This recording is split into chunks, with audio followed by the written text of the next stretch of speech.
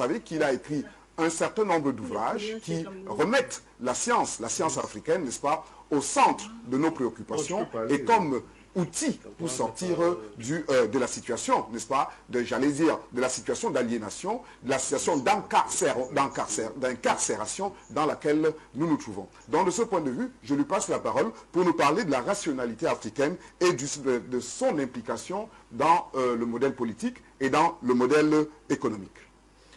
Je vous remercie. J'aime bien le thème d'incarcération que je prends souvent chez Ama Mazama parce qu'elle a une belle phrase sur cette histoire. Elle dit, nous allons tous périr incarcérés si on ne change pas. Alors, cela me permet d'introduire mon sujet. Notre enjeu, ce n'est pas de dire que nous allons lutter contre l'Occident ou la France au hasard. Ce serait trop prétentieux si nous ne savons pas quels sont les lieux de notre défaite. Nous devons donc reconstruire les lieux de notre défaite pour poser la question, sur cette base de notre défaite, comment allons-nous faire? Donc, il faut redéfinir les lieux de notre défaite. Il y a un nombre de 3. La religion et la spiritualité. L'Occident a récupéré toute la religion et toute la spiritualité africaine avec le monde musulman. Donc, la question est, comment nous allons reconstruire cette religion et cette spiritualité, étant entendu que nous ne pouvons pas avoir l'or et aller chercher le cuivre de l'autre. Si nous sommes les maîtres, si c'est par nous que c'est arrivé, au nom de quoi nous allons aller chercher les images mal faites ou pâlies de ce que nos ancêtres ont fait? C'est le premier enjeu. Deuxième enjeu, la science et l'éducation. On ne peut pas faire l'éducation sans la science. Parce que ce qu'on met dans l'éducation, sont les théories scientifiques. Si vous n'avez pas de théorie scientifique, vous ne pouvez pas faire d'éducation.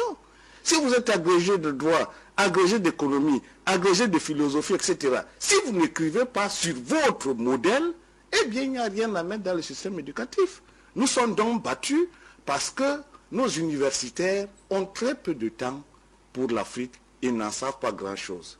Et quand ils en savent un peu, ils ne sont pas capables d'en reparler, ils la vivent intuitivement, mais pas rationnellement.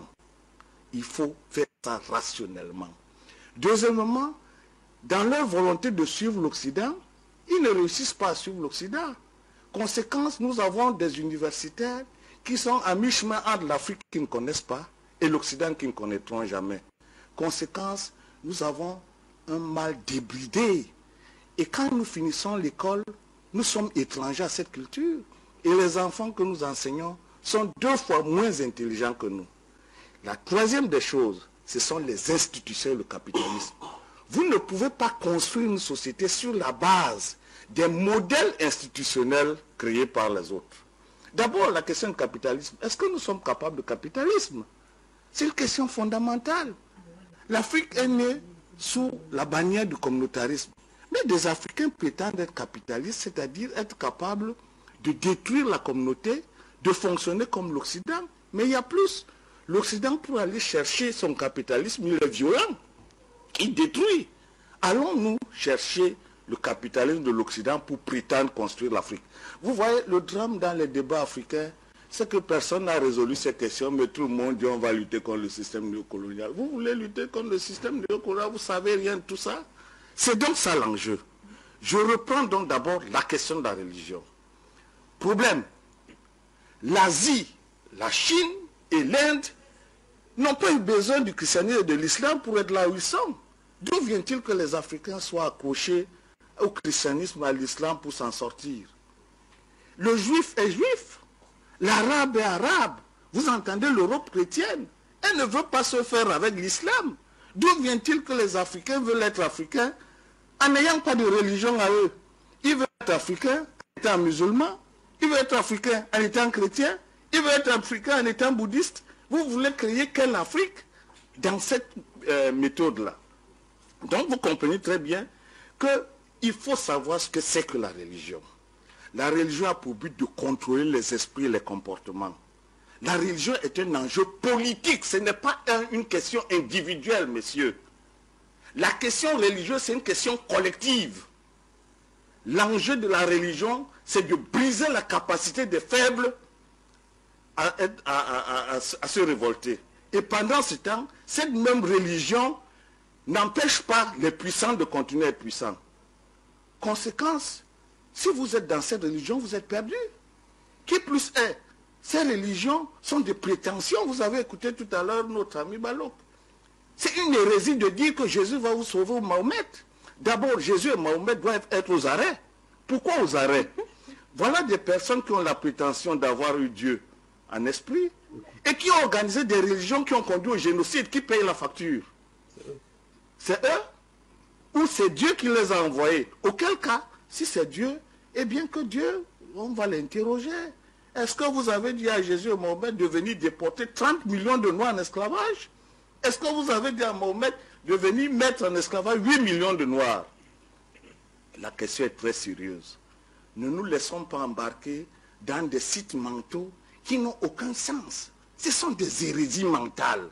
Et mon mot n'est pas mal choisi. Il pèse fort. Il n'existe pas un individu sur cette planète Terre qui dise que Dieu m'a dit. L'Afrique a vécu 100 000 ans d'histoire sans qu'il y ait une autre nation, une autre culture. Parce que Dieu a mis en homme noir la potentialité absolue de la vérité. Si c'était les Occidentaux, qu'aucune autre nation n'aurait résisté, les aurait exterminés. Conclusion, on ne peut pas prétendre que l'Afrique qui a été la première sur cette planète Terre, qui n'a jamais vu Dieu, et que d'autres personnes viennent dire que Dieu leur parle. Dieu a une bouche, Dieu a une barbe, Dieu il ressemble à quoi? Donc, les Africains doivent se ressaisir. La question de Dieu en Afrique, c'est une question scientifique. L'Afrique n'a jamais dit Dieu. L'Afrique dit la science. Et c'est parce qu'elle est émue devant la question scientifique qu'elle donne aux principes scientifiques les noms de Dieu. Quand vous entendez Atum, Mahat, Ra, Horus, ce sont des principes scientifiques. Ceux qui ont l'intention à savoir, ils doivent le savoir. Donc la question de Dieu en Afrique, c'est une question philosophique et scientifique. Il n'est pas question de prétendre qu'on a vu Dieu et qu'on va en parler. J'achève sur cette question de la religion en disant 3 choses. 1. La prétention de l'islam de dire que c'est Mahomet qui a sauvé. La prétention de Jésus de dire que c'est par lui que va arriver le destin du monde. Voilà la première base de division la plus fervente de l'humanité. Ce sont des religions exclusivistes. Le seul fait que chacun prétende que tu ne passes pas par moi, tu ne vas pas voir Dieu, tu es perdu. Et vos mamans, vous les laissez à qui? Si le salut individuel, votre famille, vous la donnez à qui? Vous partez seul, vous laissez les autres? Vous comprenez donc que la question de Jésus et de Mahomet, c'est une question anthropologique. C'est le sens individualiste de l'histoire de l'humanité proposé par l'Occident, qui n'est pas un sens africain. Dire que vous allez avoir votre salut par Jésus, Mahomet, c'est une faute en Afrique. Vous ne pouvez pas laisser votre père et vos cousins. Vous ne pouvez pas. Si vous le faites, vous n'êtes plus africain. Maintenant, la deuxième question, c'est la science. La science. Voyez-vous, il y a 10 ans, j'attends Molefi qui était à Santé à Mamazama. Mais la nature a voulu que j'ai fini d'écrire tous les livres, toutes les théories. Je dis toutes les théories. J'ai écrit la théorie économique. J'espère qu'elle va apparaître. La sociologie africaine. La théorie du droit. Le savoir africain. La religion africaine. Parce que j'avais le sentiment que ne pas résoudre cette question, c'était une méprise. Sur quelle base allions-nous fonder notre capacité à enseigner nos enfants sur d'autres bases, sans ces livres-là? Voilà la raison pour laquelle ces livres ont été écrits. Là-bas, c'est marrant de la théorie du tout. Parce que j'ai le sentiment que la grande théorie que les physiciens de ce siècle cherchent, la théorie du tout, comment rassembler l'infiniment petit à l'infiniment grand, c'est les Africains qui l'ont trouvé. C'est la déesse égyptienne Maat qui représente la forme spirale qui anime l'énergie dans tout le monde entier, dans l'univers. C'est pour ça que l'enfant est couché dans votre ventre sous la forme d'une spirale. C'est pour ça que vous voyez les galaxies en spirale. C'est pour ça que vous voyez les coquilles en spirale. C'est pour ça que tout en spirale. Quand vous ne voyez pas la spirale, c'est tout simplement que la spirale s'est éteinte. En vous permettant, par exemple, vous, Madame Tada, de grandir, vous ne voyez plus que vous êtes faite d'une spirale. Et c'est là l'enjeu. Vous qui êtes assis avec moi, C'est ça l'ordre de l'univers pensé par les Africains. Mais ce n'est pas une question simple. Parce que dire que l'univers est fondé sur une spirale, il faut non seulement avoir des observations, mais il faut avoir la science de ces observations. Et la cosmologie a été la première activité, l'astronomie des Africains. C'est sur la base de l'astronomie que l'Afrique s'est construite. Parce que le mouvement en spirale que vous voyez, il est fondé sur deux forces qui s'opposent.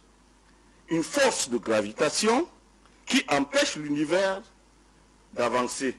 Mais en même temps, cette force de gravitation qui s'oppose à la force d'expansion de l'univers, c'est la même force qu'on retrouve chez les humains, entre l'homme et la femme. La lutte tous les jours entre un homme et une femme sont fondées sur la même loi. C'est-à-dire que l'homme, dans sa capacité à vouloir s'étendre, même philosophiquement, est retenu par une femme assise sur des conceptions fortes. On va faire ça. Ne réfléchis pas au hasard. Donc ce sont ces mêmes forces qui sont reportées de l'infiniment petit à l'infiniment grand. C'est sur cette base-là que j'ai écrit tous ces livres-là. La théorie du droit. Comment la théorie du droit se précise? Eh bien, en Afrique, il n'y a pas un catalogue de 1000 articles où quand vous avez tué quelqu'un ou bien quand vous avez commis l'adultère, on vous dit article 15, vous êtes emprisonné. L'Afrique ne connaissait pas les prisons. Pourquoi l'Afrique ne connaît pas les prisons? Parce que les humains étaient préparés avant qu'ils deviennent méchants ou mauvais. C'est la raison pour laquelle les empires africains du Moyen-Âge et les empires égyptiens n'avaient pas de prison. Parce que les peuples étaient pacifiés et ne croyaient pas du tout en la guerre comme une chose sérieuse. Donc il y a une question qui revient toujours en Afrique, on vous dit, ah, mais pourquoi si vous étiez une grande civilisation, vous êtes tombés? Mais nous sommes tombés parce que nous étions civilisés. Est-ce que vous, Madame Tada, un voleur qui vient vous prendre et vous faire tomber, sérieux? Donc, nous étions une nation civilisée et nous ne préparions pas la guerre comme un genre. C'est les peuples assaillants et barbares qui sont venus attaquer des peuples civilisés. Et c'est parce que les Africains n'avaient pas du tout la capacité de se défendre, parce qu'ils ont fait des millénaires dans un ton pacifique qu'ils ont été battus. C'est la seule raison qui explique, puisqu'au XIVe siècle, XVe siècle, l'Empire du Mali redevient la première puissance mondiale. L'Égypte a été la première puissance mondiale avant le 5e siècle. Pendant le Moyen-Âge, l'Afrique redevient la première puissance mondiale. Donc nous sommes en train de reconquérir la troisième phase de la puissance mondiale. Vous comprenez? Donc le temps que nous avons eu, les 5 siècles d'esclavage, sont des siècles de sédimentation de notre capacité d'initiative. Et c'est la raison pour laquelle la question religieuse se prépare. Nous sommes en train d'envisager avec les Molefi qui étaient à Santé Ama Mazama l'idée que j'ai eue au départ de réouvrir la grande confrérie panafricaine. Il faut que j'aille au Bénin, au Mali, etc., au Burkina, pour que les maîtres rituels de ces zones qui avaient fermé les lieux, parce que pendant la colonisation, beaucoup d'Africains vendaient leurs rituels et vendaient les sectes, ils avaient fermé provisoirement. Et ils avaient dit qu'ils ne donneraient plus jamais aux arrivants qu'ils connaissent l'occasion de revendre une fois de plus l'Afrique. D'où cette confusion et cette mentalité qui fait dire que les initiés aiment trop faire les choses entre eux. Ils le font entre eux parce que les autres ont vendu la mèche et ils ne pouvaient pas accepter que les aliénés d'aujourd'hui, les fils de l'Afrique aliénés aujourd'hui, reviennent chercher ça pour aller les revendre. Mais le temps est arrivé pour qu'on réouvre les sources. Et l'enjeu, c'est que nous devons refaire cette confrérie. Mais en même temps, nous devons refaire la deuxième phase, la science. Les livres sont achevés. Ama Mazama et Molefi Kete ont déjà fait une bonne part de théorie. J'ai lu leurs livres. Si nous fondons l'essence de tous ces livres-là, que nous mettions ça en compulsion, en les traduisant, comme a dit Molefi, en anglais, en arabe, en portugais, pour que les Africains se rendent à l'évidence que le temps est arrivé. Je voudrais, avant de quitter la parole, préciser que nous sommes les maîtres de l'univers. Nous ne revendiquons pas de culture. Nous ne sommes même pas en train d'égaliser les cultures. Moi, en ce qui me concerne, je me le fie avec. La question n'est pas, est-ce que nous avons une culture est-ce que les autres ont une culture, puis est-ce que l'Inde a une culture, et que nous soyons en train d'agréger toutes les cultures? Non, nous sommes les maîtres, nous sommes les instructeurs. Nous possédons la science avancée, la plus pointue de notre temps. Je défie toutes les personnes qui n'y croient pas de relire ces livres et d'enrichir. Je peux me tromper sur beaucoup de choses. Et tout le monde doit regarder ces livres. Tout le monde doit reprendre les livres de Molefi, tout le monde doit reprendre les livres de Mamazama. Nous ne pouvons pas continuer chaque vendredi à aller à la mosquée et dimanche aller à l'église en étant tout beau, alors que nous avons du travail à faire, bon sang. Donc l'enjeu est là. Il reste les institutions. C'est la dernière phase. Je termine dans moins de 30 secondes. Nous devons réhabiliter nos institutions traditionnelles, sinon tout est foutu. Voyez-vous, quand nous allons à Copenhague, où nous allons demander aux Occidentaux, bon sang, donnez-nous les moyens parce que nous avons la forêt ici, comment allons-nous faire? Je voudrais vous rappeler que de la forêt pygmée où je viens de Bertois où je vis avec les pygmées, ce sont mes amis. Ils posent la question extraordinaire, les pygmées. Comment un homme peut-il couper un arbre? Parce que pour eux, c'est une question extraordinaire. Il a ça pour faire la santé, pour faire la médecine, pour organiser la société. Comment on peut couper un arbre? Dites-moi, entre vous qui êtes civilisés, vous voyez, je finis avec cet intermède-là. D'accord, merci pour le magistrat.